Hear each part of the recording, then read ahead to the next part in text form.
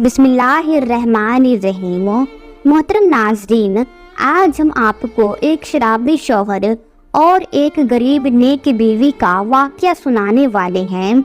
शराबी शौहर रोज शराब पीकर अपनी बीवी को मारता और गालियाँ देता, लेकिन उस नेक औरत की जिंदगी एक फकीर ने पूरी तरह बदल कर रख दी। आखिर उस फकीर ने ऐसा क्या कर दिया कि उस लड़की की जिंदगी ही बदल गई। ये वाक़या बहुत ही हैरतनाक है कि आप सुनकर यकीन नहीं कर पाओगे। आइए ये वाक़या उसी लड़की की जुबानी सुनते हैं। मैं अपने माँ बाप की इकलौती औलाद थी। मेरा कोई बहन भाई नहीं था। मेरे वालिदैन ने मुझे काफ़ी नाजो नाम से पाला, मेरी हर ख्वाहिश पूरी की। शादी की एक तकरीब में सिराज ने मुझे पसंद कर लिया और मेरे घर रिश्ता भेज दिया। क्योंकि सिराज एक अच्छी कंपनी में जॉब कर रहा था, इसीलिए मेरी वालिदैन को ये रिश्ता मुनासिब लगा और वालिदैन ने हाँ कर दी। शादी हो गई। शुरू में सब ठीक था, हमारी गुजर बसर अच्छी हो रही थी। सिराज भी मुझसे प्यार मोहब्बत से पेश आता। उसकी फैमिली में कोई भी नहीं था। दूर के एक चचा थे जो दूसरे शहर में रहते थे। हमारी गुजर बसर अच्छी हो ही रही थी, जिंदगी हसीन ही गुजर रही थी, मगर कुछ ही दिनों तक। आगे अपने बारे में बताती हूँ। मेरा नाम मरियम है। आज फिर मैं अपने चेहरे पर लगे निशानात मिटा रही थी और आईने के सामने खड़े होकर मेकअप कर रही थी। मेकअप किस काम का आता है, ये मेरे चेहरे को सजाता नहीं था, बल्कि मेरे चेहरे पर बने निशानों को छुपाया करता था। और ये निशान मुझे मेरे शौहर की तरफ से मिलते थे, जो शराब पीकर मुझ पर हाथ उठाता था और मुझे इतनी बुरी तरह मारता था कि मेरे चेहरे और जिस्म पर निशान पड़ जाते थे। मुझे समझ नहीं आती थी कि मेरा कसूर क्या है। बस उसने शराब पीनी होती थी और वो छोटी छोटी बातों को मेरा गुनाह बना देता था। आज तुमने घर को सही तरीके से साफ नहीं किया, मेरे कपड़ों को सही तरह से इस्त्री नहीं किया, या खाने में गोश्त नहीं बनाया। तुमने मेकअप क्यों किया है, तुमने पानी मांगा था लेकिन तुमने जल्दी क्यों नहीं दिया, वगैरह वगैरह। छोटी छोटी बातों पर मेरी शामत आ जाती। दिन रात बहुत ही बुरे गुजर रहे थे। मुझे अल्लाह ने औलाद भी नहीं दी थी। अगर औलाद देता तो शायद इस शख्स का दिल बदल जाता। सही काम भी नहीं करता था। कंपनी वाली नौकरी उसने छोड़ दी थी। बस इतना ही काम करता था जिससे घर की बुनियादी ज़रूरत पूरी कर देता और बाकी के पैसे शराब में उड़ा देता था। ना ईद त्योहार पर कपड़े बनते थे, ना ही हमारे घर कोई मेहमान आता था। बस 2 वक्त की रोटी मिल जाती थी। वो जिंदगी गुजर हो ही रही थी। घर हमारा अपना था, लेकिन पूरी तरह से बना हुआ नहीं था। दीवारें भी नहीं थी, इसीलिए दूर से सारा गांव घर में बैठे नजर आता था। मेरा शौहर मुझे छत पर जाने से मना करता था, मगर घर में मेरा दम घुटने लगता तो मैं छत पर चली जाती। आसपास की औरतों से दोस्ती थी तो खरे उनसे बातें हो जाती थी। उनके घर जाने की इजाजत नहीं। माँ बाप इस दुनिया में नहीं रहे थे। मेरी शादी होने के 1 साल बाद दोनों ही एक हादसे में दुनिया से चले गए।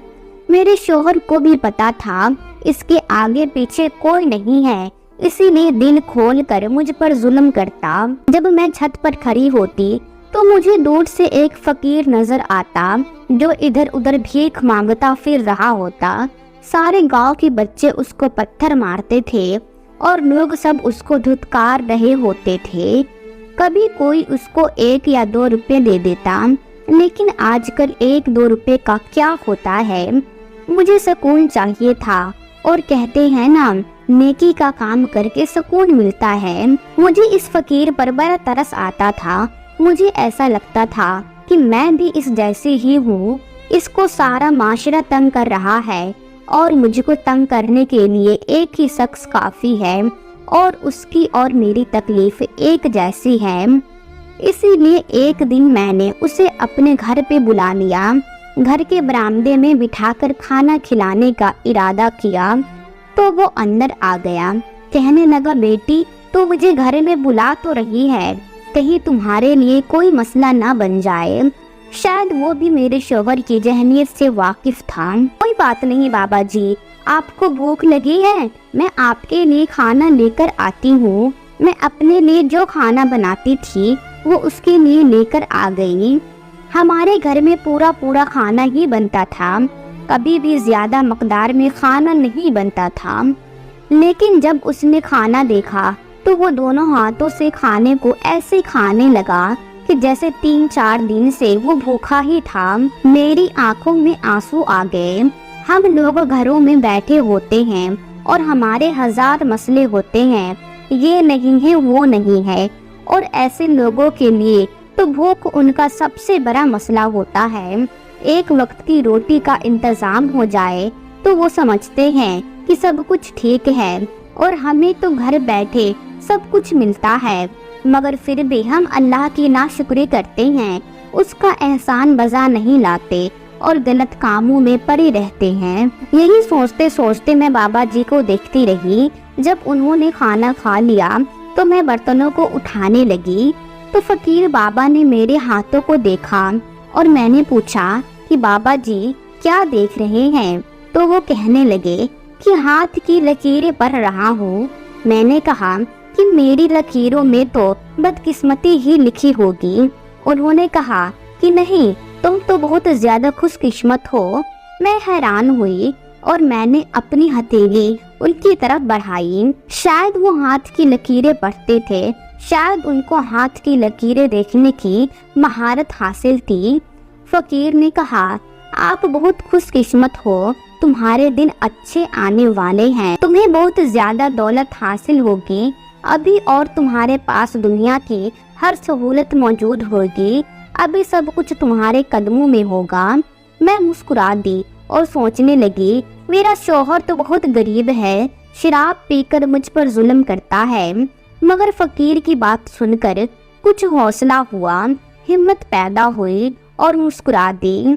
फिर सोचा कि शायद बाबा जी ये बातें जो सब कर रहे हैं ये सिर्फ अंदाजा लगा रहे हैं। मैंने कहा ठीक है। मैंने उनको 100 रुपए भी दिए और कहा कि रात को कुछ खा लीजिएगा। फकीर ने मेरे सर पर हाथ फेरा और दुआएं देता चला गया और कहा, आज के बाद तेरी किस्मत पलट जाएगी और तू अमीर हो जाएगी। दुआ सच्चे दिल से ही दी जाती है, लेकिन ये यकीन नहीं था कि दुआ कबूल हो जाएगी, क्योंकि जैसा कि वो कहकर गए थे, एक ही दिन में अमीर नहीं हो सकती। बस उनको खाना खिला के दिल को थोड़ा सुकून मिला। रात को फिर मेरा शौहर किसी कश्मकश में था। वो कोई चीज तलाश कर रहा था जो उसको मिल नहीं रही थी। कह रहा था मैंने तुम्हें दी थी, जबकि ऐसा बिल्कुल भी नहीं था। वो खुद ही रखकर भूल जाया करता था। जाने वो कोई काम था या कोई जरूरी चीज जो मिल नहीं रही थी। शिराज ने घर की सारी चीजों को इधर उधर कर दिया। मुझे भी चलते फिरते 2-3 थप्पड़ लगा डाले। फिर जैसे ही उसे वो चीज मिली वो घर से निकल गया। अगले दिन उसका फोन भी बंद था। दूसरे दिन भी मेरा शौहर घर वापस ना आया। उसको फोन किए बहुत, मगर फोन बंद जा रहा था। दिल बहुत परेशान हुआ। दिन गुजर गया, रात हो गई, मगर शिराज वापस न आया। किधर तलाश करती, किसको बताती? बाहर जाने की इजाजत नहीं थी। वो बच्चा तो नहीं था कि खो गया था। दिल अजीब वहम में गिर गया कि कहीं और मसला तो नहीं हो गया। दूसरा दिन भी गुजर गया और घर में जो भी खाना था वो खत्म हो गया। बैठे बैठे मेरी आंख लग जाती थी, फिर आंख खुलती तो डर जाती, क्योंकि घर में कोई भी नहीं था। ये रात मैंने किस तरह गुजारी मैं ही जानती थी। ये सोच कर के सुबह तक वापस आ जाएगा, वो सुबह भी वापस ना आया। फकीर ने कहा था तुम्हारी किस्मत बदलने वाली है, लेकिन यहाँ तो मेरी जिंदगी मजीद बर्बाद हो रही थी। 3 दिन तक मेरे शौहर ने घर में कदम ना रखा, ना ही उसका फोन ऑन हुआ। खाना ना खाने की वजह से मेरी हालत बहुत बदतर हो गई। पास पैसे भी नहीं थे कि अचानक घर के बाहर गाड़ी की आवाज आई। मैं बाहर दरवाजे में निढाल बैठी थी। गाड़ी से एक शख्स बाहर निकला जो मुझे देखा देखा सा लग रहा था, लेकिन मेरी आंखें बंद हो रही थी। वो शख्स मेरे करीब आया और मेरा नाम पुकारने लगा, मरियम, मरियम ठीक ठाक हो? और मैं वहीं बेहोश हो गई। मुझे अस्पताल ले जाया गया। डॉक्टर ने कहा कि पानी की कमी हो गई है, शायद इसने खाना भी नहीं खाया है। ठीक से डॉक्टर चेकअप करके बोला। उसने मुझे ड्रिप लगा दी। थोड़ी देर बाद सेहत बहाल हुई। मैंने आंखें खोली तो सामने देखा मेरा शौहर मौजूद था। आज मैंने भी उसको बातें सुना दी। कहा कि इस तरह से कोई छोड़ के जाता है? पहले आप मुझ पर हाथ उठाते रहते थे, मुझे मारते थे, लेकिन अब तुम मुझे छोड़कर चले गए। कहाँ गए थे आप? कहाँ 3 दिन गुजार कर आए हैं? मैं पीछे पड़ी भूख में मर जाती तो कोई भी पूछने वाला नहीं था। मैंने अपने शौहर को हजारों बातें सुना डाली, लेकिन मुझे पता था कि वो मुझ पर फिर से हाथ उठाएगा, कि ऐसा तो हो ही नहीं सकता कि वो मुझ पर हाथ ना उठाए। लेकिन मेरी जुबान पर काबू नहीं रहा और मेरा शौहर इतना पागल था, उसने ये भी नहीं सोचना था कि ये अस्पताल में बिस्तर पर पड़ी है और उसके आसपास लोग हैं। उसने अस्पताल में ही मुझे मारना शुरू कर देना था। लेकिन आज जो हुआ वो देखकर मैं हैरान रह गई। मेरे शौहर ने मेरा हाथ पकड़ा और मुझे कहा कि माफ कर देना, मैं इस काम के लिए गया था, इसके बारे में तुम्हें तफसील से बताऊंगा। मुझे यकीन है कि तुम बहुत ज्यादा खुश होगी। हाथ भी नहीं उठाऊंगा। गरीब था, मेरे पास अच्छा रोजगार नहीं था, इसीलिए तो गुस्सा आता था, और मेरी गलती ये थी कि मैं वो गुस्सा तुम पर निकाल देता था। लेकिन आज के बाद ऐसा कुछ नहीं करूँगा, मुझे तुम्हारी कसम है। मेरे शौहर की बात सुनकर मैं हैरान रह गई। पता नहीं मैं बीमार थे या वो बीमार था। फिर उसने कहा कि तुम पहले अपनी सेहत ठीक करो। डॉक्टर ने कहा कि शाम तक मुझे ले जा सकते हैं। शाम को मैं अपने शौहर के साथ बाहर निकली तो सामने एक गाड़ी खड़ी थी। जब हम इस गाड़ी की तरफ बढ़े तो मैं हैरान रह गई। वैसे तो किराए पर भी गाड़ियां मिल जाती थी, लेकिन मेरा शौहर इन लोगों में से नहीं था जो मेरे बारे में ये सोचता कि इसको गाड़ी में लेकर जाऊं। उन्होंने बताया कि गाड़ी हमारी है। मैं हैरान रह गई। ये गाड़ी तो कम से कम 30 लाख की लगती थी और मुझे समझ नहीं आ रही थी। रास्ते में हम लोगों ने खाना भी लिया था। हम लोग घर आके खाना भी खा रहे थे। मेरे शौहर ने बहुत अच्छी जगह से खाना लिया था, जहाँ से एक रोटी लेना भी हमारी औकात से बाहर था। उसने इतनी सारी चीजें ली थी। घर आई तो उसने कहा कि आराम से बैठकर खाना खाते हैं ताकि तुम्हारी सेहत थोड़ी बेहतर हो जाए, उसके बाद मैं बताऊंगा। उसने खाना भी प्लेटों में लगाया और नवाला बढ़ाकर मेरी तरफ किया तो मैं हैरान रह गई। तभी मेरी आंखों में आंसू आ गए। उसने कहा कि मैं तुम्हें कभी रोने नहीं दूंगा। खाना खाने के बाद मुझे मेरे शौहर ने ऐसी बात बताई कि मैं हैरत में मुब्तला हो गई। उसने कहा कि मेरी प्यारी मरियम, मुझे माफ कर दो। सबसे पहले तुमसे माफी मांगता हूँ और उसके बाद मैं तुम्हें बताता हूँ कि मैंने एक प्राइस बॉन्ड लिया था और वो प्राइस बॉन्ड मेरे पास पिछले 8-9 साल से था। हर दफा उसको चेंज नहीं करवाता था, बल्कि अपने पास ही रख लेता था, क्योंकि वो बड़े काम का था। अगर मैं उसको वापस दे देता तो मुझे 15,000 रुपये मिलते, लेकिन मैंने ऐसा कभी भी नहीं किया। क्या पता क्यों नहीं किया, जबकि मुझे पैसों की बहुत ज़रूरत रहती थी। फिर वो मेरे से कहीं खो गया। इस दिन मैं उसे ढूंढ रहा था। इस प्राइस बॉन्ड पर हमारा 2 करोड़ का इनाम निकला है। ये बात सुनकर मैं हक्का बक्का रह गई। मुझे ऐसे लगा कि मेरे शौहर ने मुझसे मजाक किया है, वो मजाक कर रहा है। मेरे कान अचानक से बंद हो गए। उसने मुझे पकड़कर थोड़ा सा झटका और बोला, क्या हो गया, पूरी बात तो सुन लो। मैं इन्हीं पैसों को हासिल करने के लिए शहर गया था। میں اس کام میں مجھے 2 سے 3 دن لگ گئے۔ تمہیں پتا ہے میرے پاس فون نہیں تھا، میں نے فون بھی بیچ دیا تھا، لیکن میں نے ان پیسوں کو حاصل کر لیا اور بینک میں جمع کروا دیا۔ گاڑی بھی میں نے انہی پیسوں سے لی ہے اور ایک سجا سجایا گھر بھی لیا ہے۔ کچھ پیسے رہ گئے ہیں جو میں بعد میں دے دوں گا۔ یہی نہیں، میں تمہیں لینے کے لیے آیا ہوں، ہم لوگ شہر جا رہے ہیں۔ میں اس بات پر بھی اتنی بھی حیران تھی، مجھے یقین نہیں ہو رہا تھا۔ مجھے ایسا لگ رہا تھا کہ میرے شوہر مجھ سے کچھ تو چھپا رہے ہیں، مگر کیا؟ کیونکہ پرائز بانڈ جس دن خریدتے ہیں اسی دن ہی انعام ملتا ہے، لیکن اتنے سالوں بعد اس پرائز بانڈ کا انعام ملنا مجھے کچھ ٹھیک نہیں لگ رہا تھا۔ میرے شوہر نے کہا، بس بہت برداشت کر لیا تم نے اور میں نے بھی، اب میں کبھی شراب بھی نہیں پیا کروں گا، اپنی زندگی کو اچھے طریقے سے جینے کی کوشش کریں گے۔ جب سب کچھ ٹھیک ہوگا اللہ تعالیٰ تمہیں اولاد سے بھی نواز دے گا، اور اگر مجھے بڑے سے بڑے ڈاکٹر سے بھی تمہارا یا اپنا علاج کروانا پڑا تو میں ضرور کرواؤں گا۔ میری آنکھوں میں خوشی کے آنسو آ گئے۔ ہم لوگوں نے وہ گھر چھوڑ دیا اور اس گاؤں کو ہمیشہ کے لیے چھوڑ کر شہر کی طرف روانہ ہو گئے۔ جب میں نے گھر کو دیکھا تو بہت زیادہ خوشی ہوئی۔ گھر میں کچھ سامان موجود تھا، یعنی کہ بنیادی ضرورت کا بیڈ وغیرہ، لیکن اور بہت سامان لینے والا تھا۔ میرے شوہر نے کہا، فکر نہ کرو، تم بسم اللہ کرو، گھر کو سجاؤ جیسے تمہارا دل کرتا ہے۔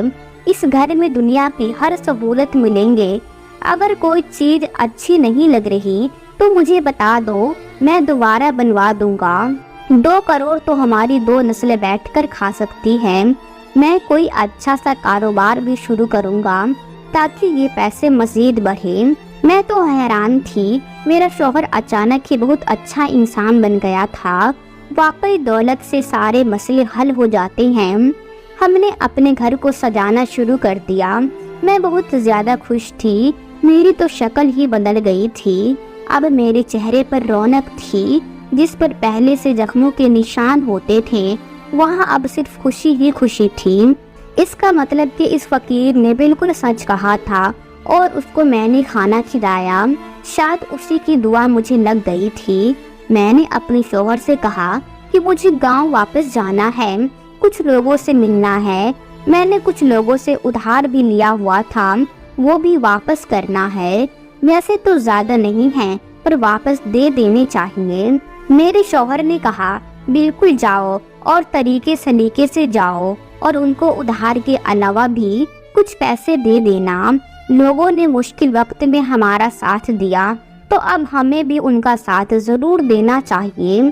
ایسی بات بھی تھی کہ جن لوگوں سے ادھار لیا ہوا تھا، لیکن دراصل مجھے اس فقیر کو تلاش کرنا تھا۔ آگے پیچھے تو ہمارے گھر کے سامنے ہی پھرتا رہتا تھا، اسی لیے اس کو تلاش کرنا مشکل نہیں تھا، لیکن جب گاؤں پہنچتے تو وہ فقیر مجھے نہیں مل رہا تھا۔ گاؤں والوں نے کہا کہ اس کو 1 ہفتے سے کسی نے نہیں دیکھا ہے۔ میں نے اپنی سہیلیوں سے مل کر انہیں تحفے دیے، سب بہت حیران اور خوش ہوئی اور پوچھنے لگی، ابھی یہ سب کیسے ہو گیا؟ جب میں نے انہیں بتایا تو انہوں نے مبارکباد دی اور دوبارہ آنے کا بولا۔ میں سب کو مل کر واپس آ گئی۔ میرا مقصد پورا نہیں ہوا تھا کیونکہ وہ فقیر مجھے نہیں ملا اور دوبارہ گاؤں جانے کا میرے پاس کوئی بہانہ نہیں تھا۔ زندگی میں بہت خوشی تھی، سب کچھ اچھا جا رہا تھا۔ ایسی چیز نہیں تھی جس کو لینے کے پہلے سوچنا پڑتا، کوئی ایسی چیز تھی ہی نہیں جس کو ہم خرید نہیں سکتے تھے۔ ایسا نہیں سوچتے تھے کہ یہ چیز ہماری اوقات سے باہر ہے، لیکن شیراز پریشان رہتا تھا، اس لیے پوچھ لیتی کیا ہو گیا۔ وہ بولتا، نیا کاروبار شروع کر رہا ہوں، پیسوں کو سنبھالنا بھی ایک ذمہ داری ہوتی ہے۔ اتنے دنوں بعد میں نے ٹھیک سے کام کرنا شروع کیا ہے، سب کچھ ٹھیک چل رہا تھا۔ میں اس فقیر کے بارے میں سوچتی رہتی تھی کہ نظر آ جاتا تو اس کو ڈھیر سارے پیسے دے دیتی، کبھی بھی اس کو کسی سے کھانا نہ مانگنا پڑے، کیونکہ اگر اس کی دعا مجھے لگی تھی اور اس کی کہی ہوئی بات سچ ہو گئی تھی تو اتنا حق تو اس کا بنتا ہے۔ میں یہاں تک بھی سوچ رہی تھی کہ اگر وہ فقیر نظر آ جاتا تو اس کو کچھ چھوٹی سی دکان بنا کر دے دیتی، وہ ہمیں اور بھی زیادہ دعائیں دیتا، لیکن وہ فقیر کہیں نہیں ملا۔ ایک دن میں نے شاپنگ کا پروگرام بنایا۔ ایک نئی شاپ اوپن ہوئی تھی، اچھی برانڈ کی تھی۔ میں نے سوچا کیوں نہ ادھر سے شاپنگ کروں، یہ ارادہ کر کے تیار ہوئی۔ گھر سے نکلی ہی تھی، لیکن پھر کچھ عجیب سا میرے ساتھ ہوا۔ اس دن کے بعد میری ساری زندگی بدل گئی۔ میں اپنے گھر سے کہیں باہر جا رہی تھی کہ سامنے دیکھ کر آنکھیں پھٹی کی پھٹی رہ گئی۔ یہ تو وہی فقیر تھا اور وہ میرے گھر میں ہی داخل ہو رہا تھا۔ میں فوراً اس کی طرف بڑھنے لگی اور میں نے کہا کہ بابا جی آپ یہاں، آپ کو میرے گھر کے بارے میں کیسے پتا چلا؟ آپ شہر میں آ گئے، آپ نے مجھے تلاش کیسے کیا؟ مجھے لگا کہ وہ یہ کہے گا کہ بس بیٹا میں نے تلاش کر لیا، چھوڑی اس بات کو، تم کیسی ہو؟ اور اس نے ایسا نہیں کہا۔ ہاں آج وہ جیسے بول رہا تھا جیسے وہ کوئی بہت پڑھا لکھا انسان ہے۔ اس نے مجھے کہا کہ تم سے مجھے بہت ضروری بات کرنی ہے۔ میں نے کرسی دے دی اور بٹھا لیا۔ پانی کا پوچھا، لیکن اس نے کہا کہ مجھے نہیں پینا۔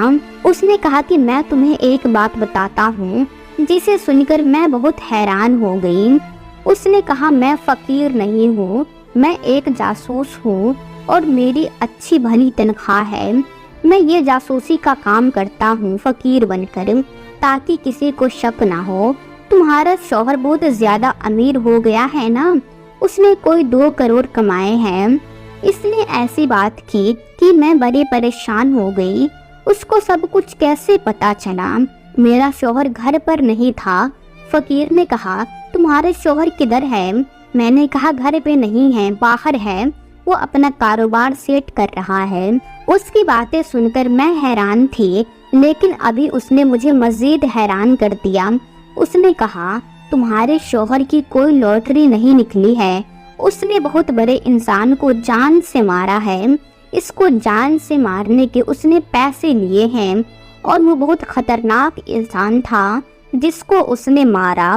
وہ بھی ایک بہت ہی برا اور گھٹیا انسان تھا، جو کہ مجرم تھا اور لوگوں کو بہت تکلیف پہنچایا کرتا تھا۔ لیکن اب مجھے یہ کام دیا گیا ہے کہ میں تمہارے شوہر کو گرفتار کر کے اسے پولیس کے حوالے کر دوں۔ میں اس کی جاسوسی کر رہا ہوں، لیکن مجھے وہ دن یاد ہے کہ جب تم نے مجھ پر احسان کیا تھا۔ میں بھوکا نہیں تھا، میں کھانا خود کھا سکتا تھا، لیکن تم نے کھانا کھلا دیا۔ تمہاری اچھائی کو یاد رکھتے ہوئے میں اس کیس کو بند کر دوں گا، صرف اور صرف اسی لیے کہ تم نے میرے ساتھ اچھائی کی تھی، اور جس کو تمہارے شوہر نے جان سے مارا ہے وہ بھی کوئی اچھا انسان نہیں تھا، اس کا ختم ہو جانا ہی بہتر تھا۔ لیکن قانون ایسی باتوں کو نہیں سمجھتا۔